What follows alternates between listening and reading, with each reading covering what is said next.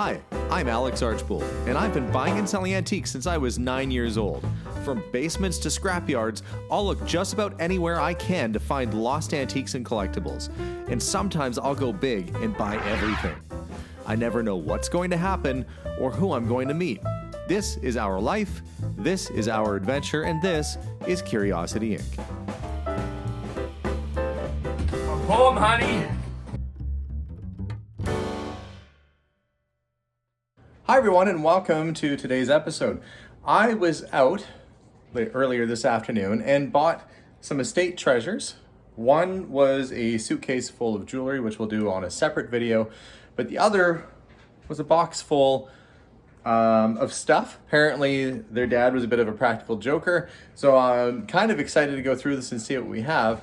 I'm going to bring this over. Maybe there'll be some good stuff. My dad used to like practical jokes and tricks and stuff like that. So if there's anything like what I grew up with, maybe some of this will strike an old memory chord. But either way, let's go through. Let's see what we got on today's unboxing video. Stay with us, guys. Let's tear into it. One thing I love about going through estates and buying stuff off of people when it's fresh out of the basement is you really do get to be surprised sometimes with what you find. They told me their dad was a little bit of a practical joker back in the 40s and 50s and 60s, so he had sort of this little trinket box, and I figured it looked like fun, so let's bring it back and have a look at it. That's what we're gonna do. You might say this was a spur of the moment decision to buy this box.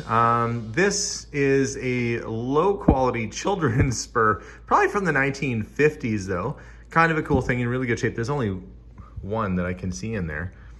But that would go nicely with some of the old cap guns and hats and stuff that I picked up from the same household last week. Though that probably had a nice little cowboy outfit going on. Don't see that there's a brand name on here anywhere. But, oh no, maybe there is. Made in USA.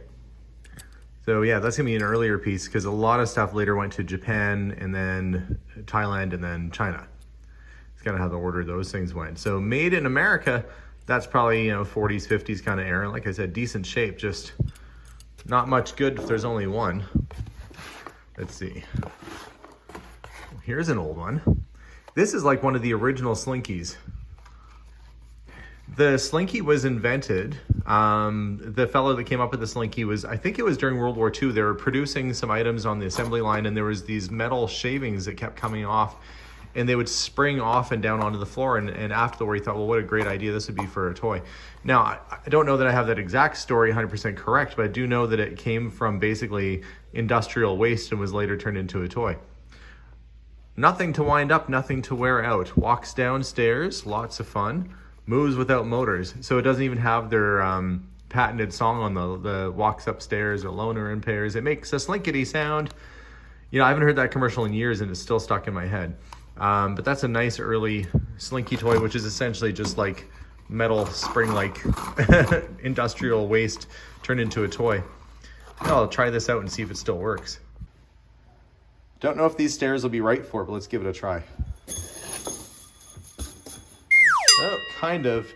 It died mid-slinky. It's a slink.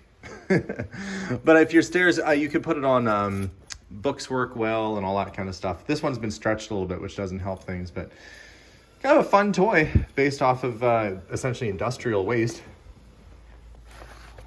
Let's see. Cups and balls. 3 balls pass right through a solid cup. Easy to do. You can mystify your friends the first time you try. I think you need to have that mustache first. He looks like he means business. Let's see. And is it what's inside? Yep. There are the cups and the little balls. Kind of nice it has the whole kit here still.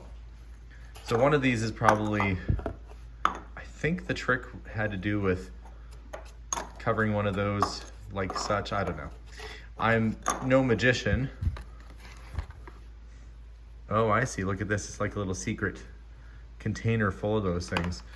I'd have to look that one up and see, but it is all there. Judging by the box, that's a relatively early piece too. It's another sleight of hand. Let's see if it's got the instructions in here. Oh, it's part of an earring. set these down and they just go rolling all over the place. I think I've got the instructions at the bottom of the box here. Let's have a look. Oh, I see. This is the multiplying billiard ball trick. So you've got 3 of them, but one of them is actually kind of a shell. And so with a little sleight of hand, it makes it look like you've suddenly turned 3 into 5, or into 4, that is. That's pretty cool.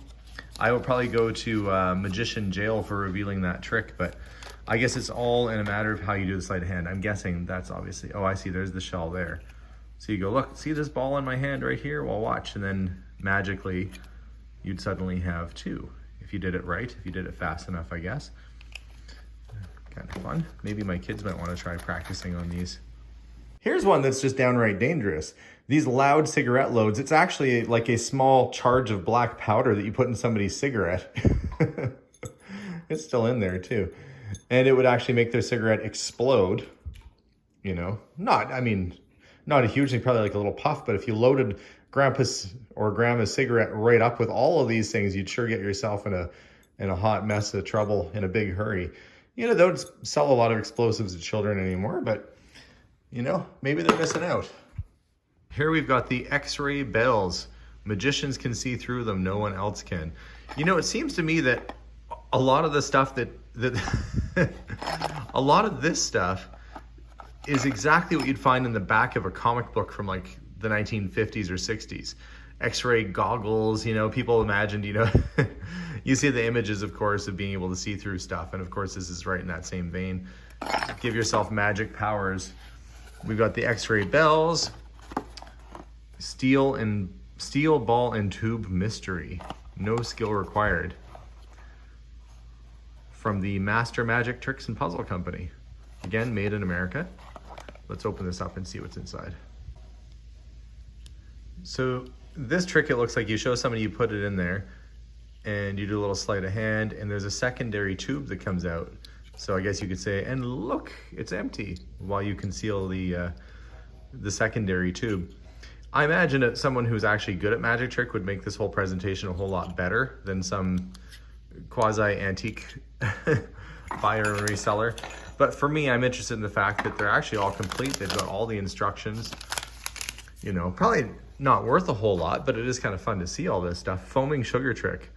Lots of fun, harmless. Put contents into sugar bowl. When victim, you know it's bad when they already call them a victim. When victim puts some into the tea or coffee, the contents will foam over the top. Contains citric acid, sodium bicarbonate. You know, it's funny, the stuff they thought was harmless back then. Why? It contains a spoonful of asbestos. It's trick your friends, put it in their coffee. The things that it's actually still full. I don't think I'd trust putting that in anybody's drink nowadays, but cigarette through a handkerchief trick. It's nice they kept all the boxes for everything too. That looks like some trick cards. Let's see, what was the goal of this? What was the purpose of the trick cards? Let's see. Instructions. To prepare the card, slide the sticker card. Okay, so one of these, I guess, must... Oh, I see, there it is there. Look, it has like a little folded over queen.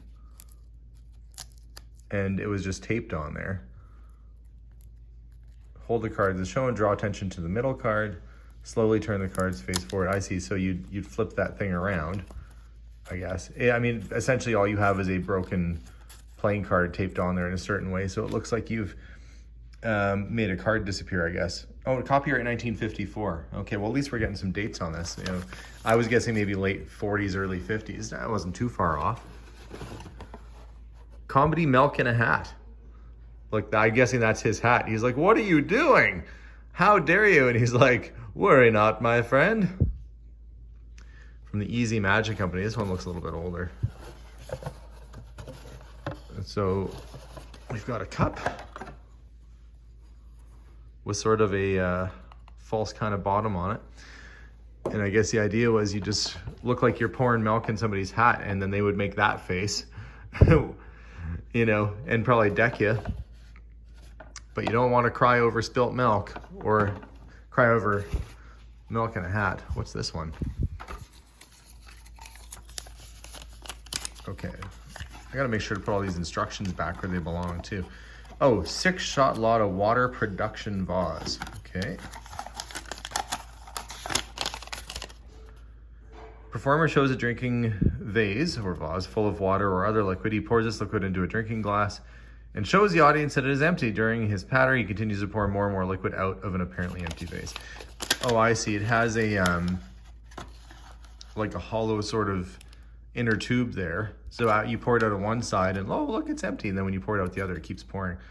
That's kind of neat. You know, any of these tricks, if performed well, could amaze your friends. It looked like it was probably, you know, not used a whole lot. Any of these tricks were, so maybe they weren't as amazing as they thought they were.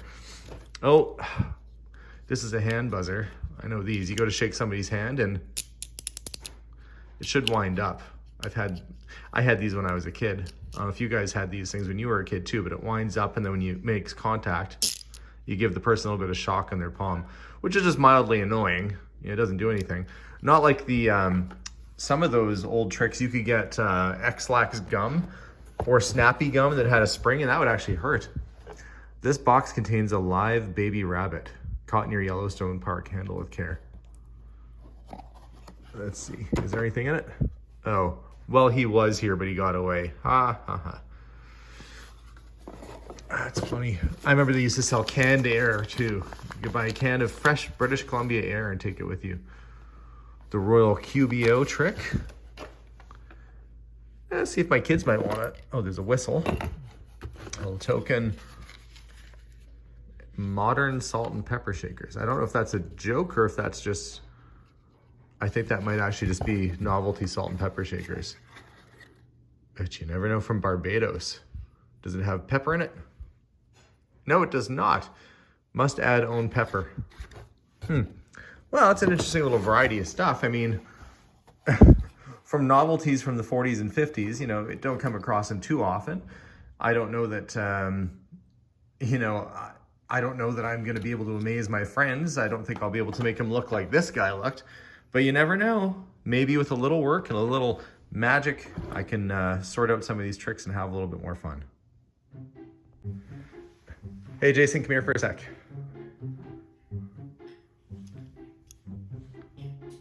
This is very important.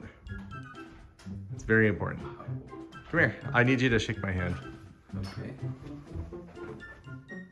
Just shake it. Trust me. I can see it. No, there's nothing there. Trust me. Just shake my hand. Oh. Was it worth it? No. Oh.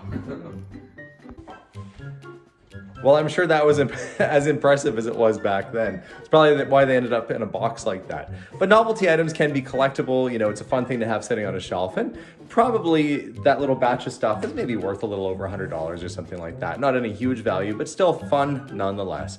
Well, thanks for touring some old practical jokes with me today.